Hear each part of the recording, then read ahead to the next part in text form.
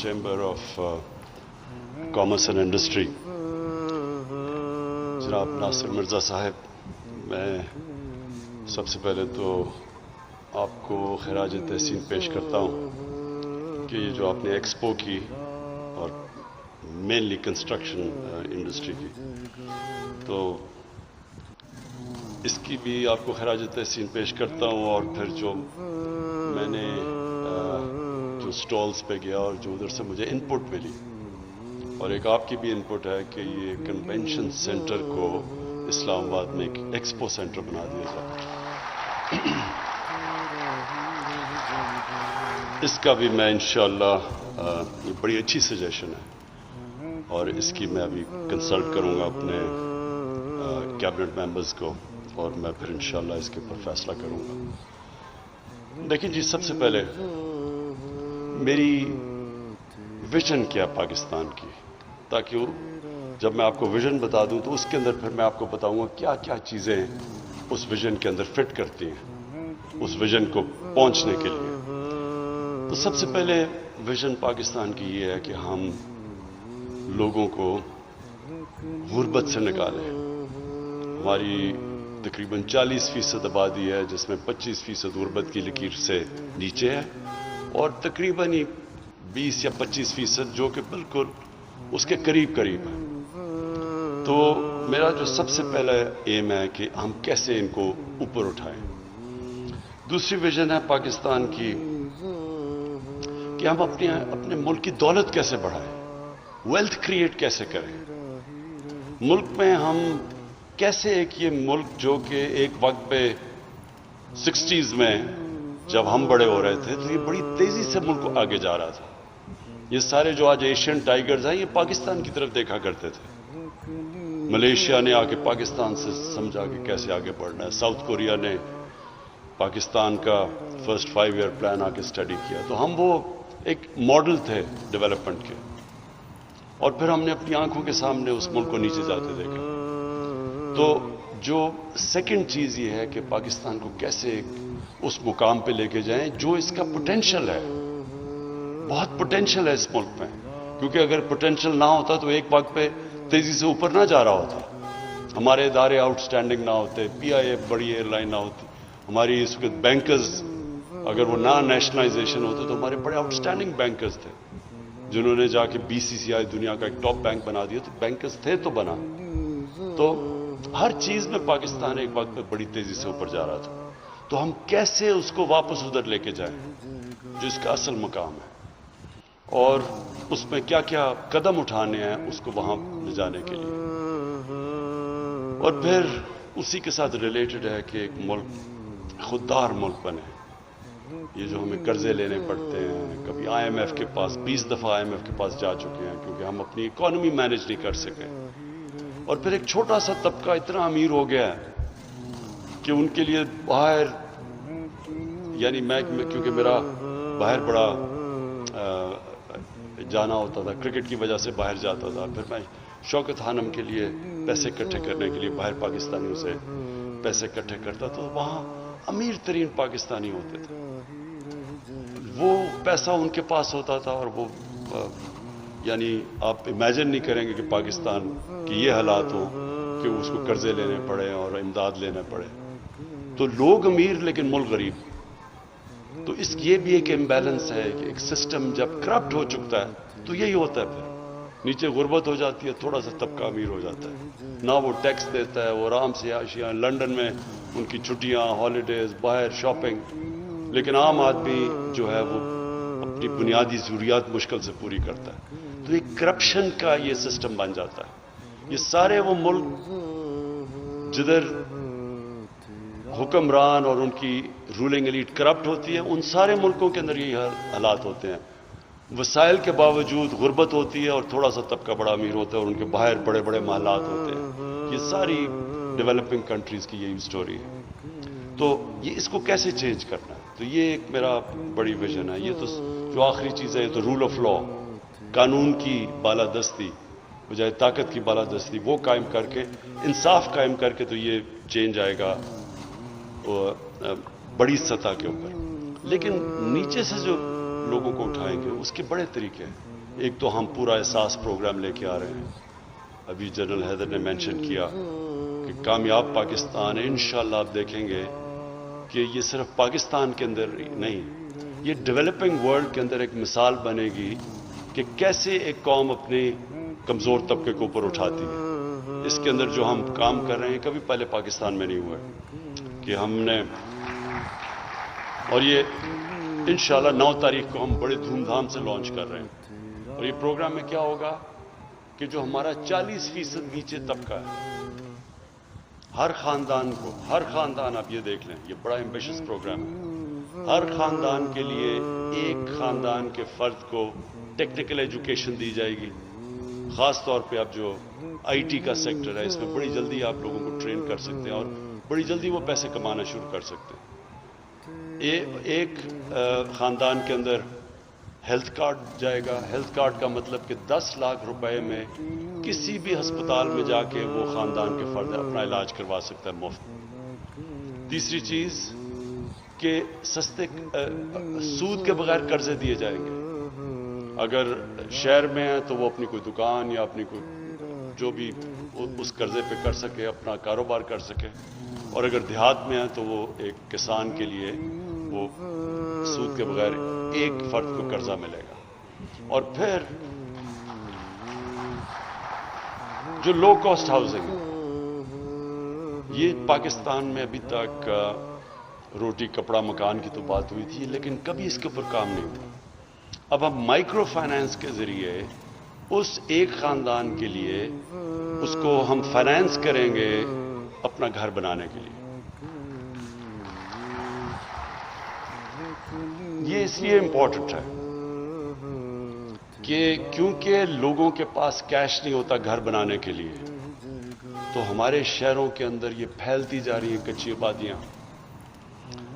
कराची तकरीबन 40% कच्ची आबादी बन चुका है।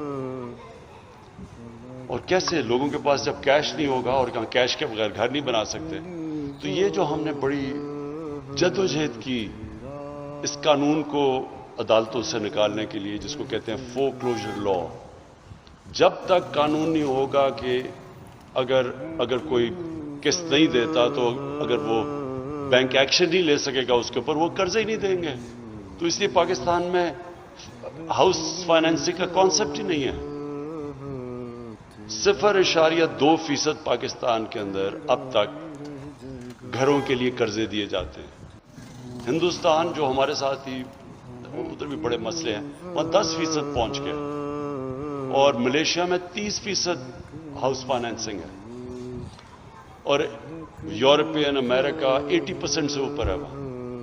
तो हमारे मुल्क में तो कॉन्सेप्ट ही नहीं है हाउस फाइनेंसिंग का। तो ये 2 साल हमें लगे इस कानून को, बड़ी मेहनत से ये फाइनली कानून पास किया गया। तो अब इससे पहली दफा पाकिस्तान में मौका मिलेगा उस तबके का जिसके पास कैश नहीं है घर बनाने का, उनको अब चांस मिलेगी कि वो बैंक से पैसे लेके तो अपने घर बना सके। और फिर जो निचला तबका है उसको प्रोटेक्ट करने के लिए गवर्नमेंट सब्सिडाइज कर रही है उसको। हम उनके लिए 5 मरले के ऊपर हमने पूरा प्लान बनाया हुआ कि हम सिर्फ 5% से ऊपर सूद नहीं जाने देंगे। 5 या 3?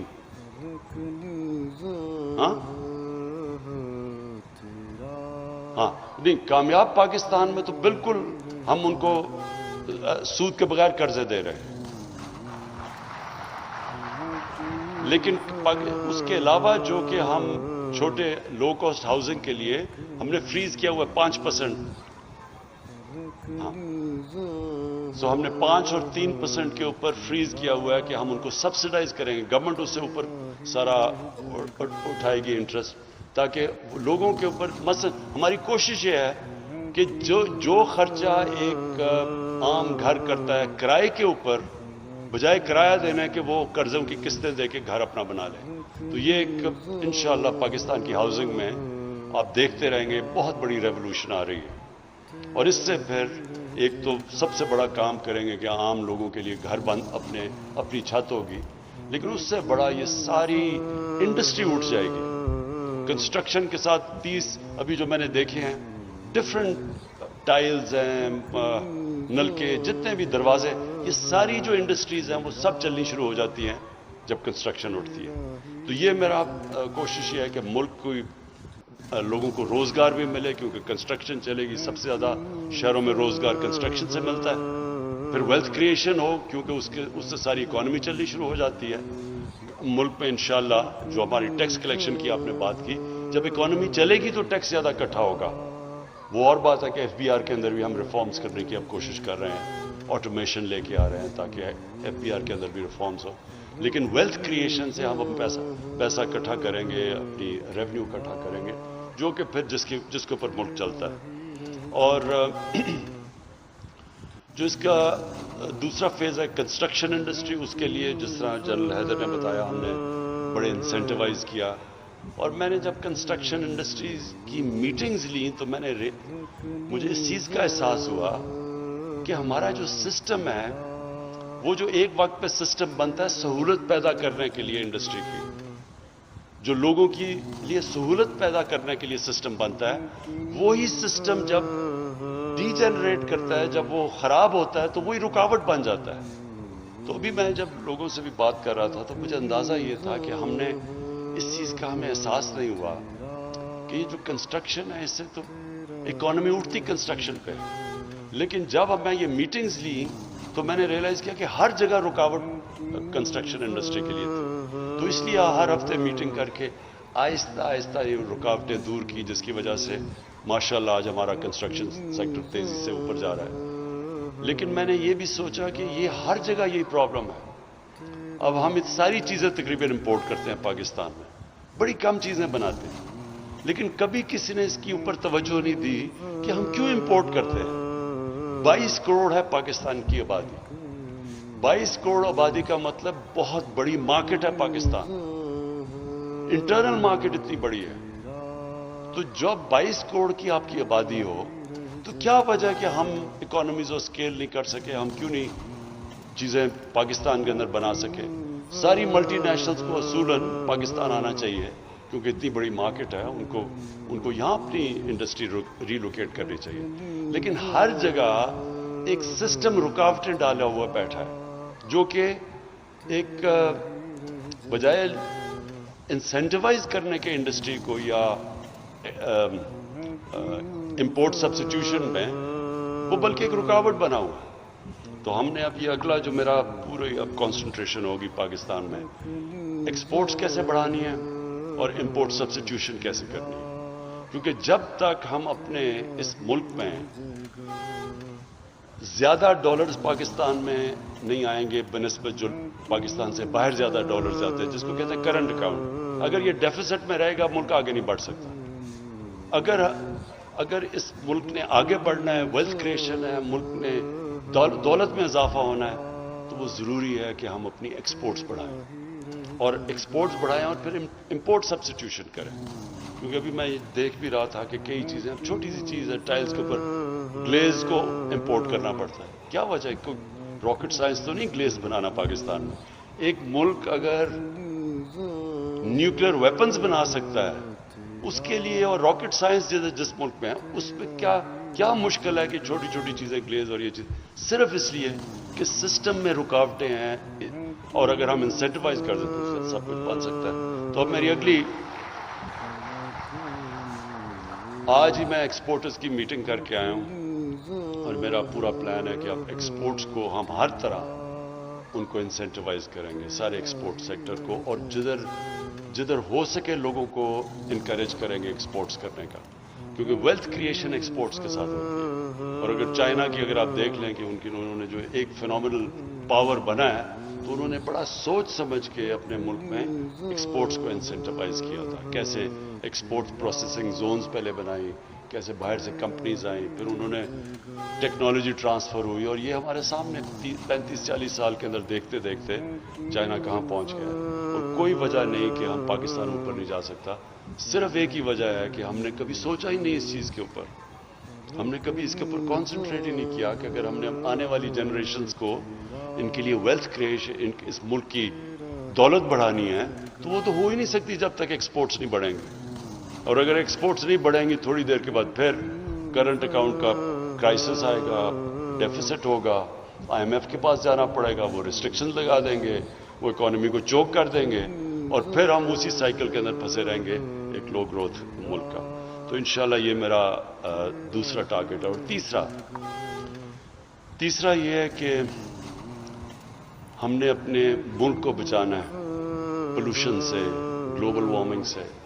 ये बहुत बड़ा क्राइसिस आ गया। आप कभी टीवी अब देखें अपना, तो कहीं गर्मी इतनी पड़ी है कि आगें लगी हुई हैं और कहीं इतने सैलाब आए हुए हैं कि मुल्क डूबे हुए हैं।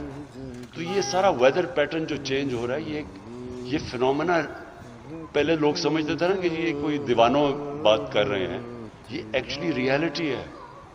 अगर हमने अपने मुल्क को ये वेदर पैटर्न्स की जो चेंजेस आ रहे हैं इससे बचाना है, तो हमें अपने मुल्क को जो ये जो हमारी 10 बिलियन ट्री सुनामी, इसका है मतलब क्या कि अपने मुल्क में दरख्त लगाएं, सब्जा करें। क्योंकि हमें सबको पता है कि जब जितना ज्यादा आपका फॉरेस्ट कवर होता जाता है उतनी मॉइस्चर ज्यादा होती है, बारिशें अट्रैक्ट करती है, पोल्यूशन अब्जॉर्ब करती है और सबसे ज्यादा टेम्परेचर नीचे रखती है। अब आप पिंडी चैम्बर ऑफ कॉमर्स है, मैं जब भी पिंडी के ऊपर से गुजरता हूं, सारा पिंडी एक कंक्रीट स्लैब बन गया, ऊपर से लगता है कि सारी कंक्रीट है।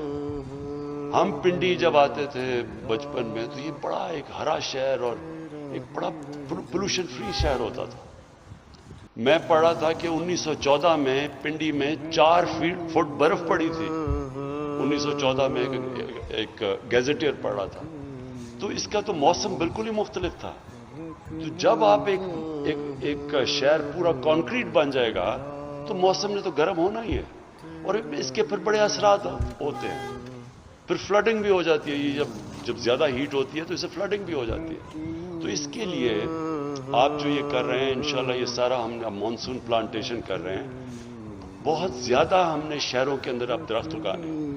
एक तो वो चीज, दूसरा ये पोल्यूशन अब्जॉर्ब करता है। लाहौर में अपनी जिंदगी में आपको बता रहा हूं कि लाहौर जैसा साफ शहर और सिटी ऑफ गार्डन कहा जाता था, पेशावर को सिटी ऑफ गार्डन कहा जाता था।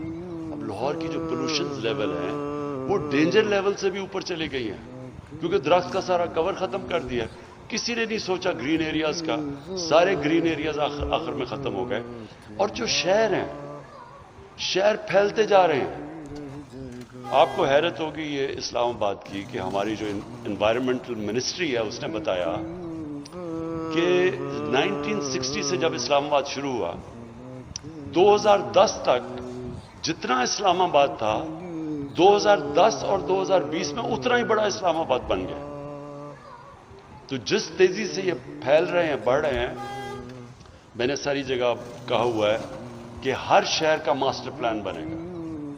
मास्टर प्लान बनेगा, उसके बाद ग्रीन एरियाज के ऊपर कोई कंस्ट्रक्शन नहीं हो सकेगी। और शहर के अंदर भी, शहरों के अंदर भी जो ग्रीन एरियाज हैं उनको बचाना है। और ये जो अपना हमारा फूड सिक्योरिटी का प्रॉब्लम अब आ रहा है, आपको पता है कि हमने पाकिस्तान की तारीख में सबसे ज्यादा गंदम उगाई है इस बार। उसके बावजूद 40 लाख टन गंदम इंपोर्ट करनी पड़ी है हमें, क्योंकि आबादी तेजी से बढ़ती जा रही है। और अगर हमने अपने ग्रीन एरियाज ना बचाए और ये कम होते गए तो आखिर में बहुत बड़ा प्रॉब्लम होगा फूड सिक्योरिटी का। तो इसलिए शहरों के मास्टर प्लान्स अब शहरों को ऊपर लेके जा रहे हैं। हमने 2 शहर प्लान किए हैं। एक रावी सिटी क्यों बना रहे हैं? क्योंकि जो लाहौर का पानी है वो नीचे जाता जा रहा है और जो रावी दरिया है वो बिल्कुल एक सीवरेज का नाला बन चुका है। तो रावी को भी बचाने के लिए बैराजेस बना रहे हैं, उसके ऊपर एक पूरा शहर और उसके एक पूरी लेक बना रहे हैं। और लेक इसलिए बना रहे हैं कि लाहौर का ग्राउंड पानी ऊपर आना शुरू हो, तो ऊपर लेक बना रहे हैं, उसके इर्द गिर्द पूरा एक नया शहर जो ऊपर जाएगा, बजाय फैलता जाए लाहौर ऊपर जाएगा। और फिर पूरा एक फॉरेस्ट, पूरा जंगल, कुछ 70,000 दरख्त उगा रहे हैं उसके साथ साथ, ताकि वो एक पहली दफा एक प्लान्ड ग्रीन सिटी बने। और मकसद ये लाहौर को बचाना है, क्योंकि लाहौर तो इस वक्त वैसे ही चारों तरफ कसूर शेखोपुरे तक पहुंच गया। ना इतने बड़े शहरों को आप उनके लिए पोल्यूशन रोक सकते हैं, ना आप उनको पानी सही तरह दे सकते हैं, क्योंकि लाहौर में भी टैंकर माफिया थोड़ी देर के बाद आ जाएगा अगर इसी तरह जाता रहा, और ना ही वहां गंदगी आप उठा सकते हैं, ना प्रोसेस कर सकते हैं, ना जो सीवरेज है उसको ट्रीट कर सकते हैं। तो ये सारा ये प्लान, शहर तबाह हो रहे हैं हमारे, तो उसके लिए मास्टर प्लान बना रहे हैं सारे शहरों में, और उसके बाद सारे ग्रीन एरियाज बचा रहे हैं, शहरों को ऊपर लेके जा रहे हैं। शहरों के अंदर जो अभी बच गए हैं ग्रीन एरियाज उनको बचा रहे हैं, और फिर जो कब्जे हुए हैं शहरों के अंदर सरकारी जमीनों पे ताकतवर लोगों ने कब्जे किए हुए हैं, इन कब्जा ग्रुप्स के पीछे जा रहे हैं और ये कब्जे खत्म कर रहे हैं और इन सारों को ग्रीन एरियाज के अंदर कन्वर्ट कर रहे हैं, ताकि हमारे आने वाली नस्लों के लिए हम एक बेहतर पाकिस्तान छोड़ के जाए। तो मैं आखिर में पिंडी चैम्बर ऑफ कॉमर्स को फिर से खराज तहसीन पेश करता हूँ इस एक्सपोज का। अच्छा आपने मुझे आइडिया दी है ये कन्वेंशन सेंटर का, इंशाल्लाह आपको खुशखबरी सुनाऊंगा थोड़ी देर के बाद। शुक्रिया।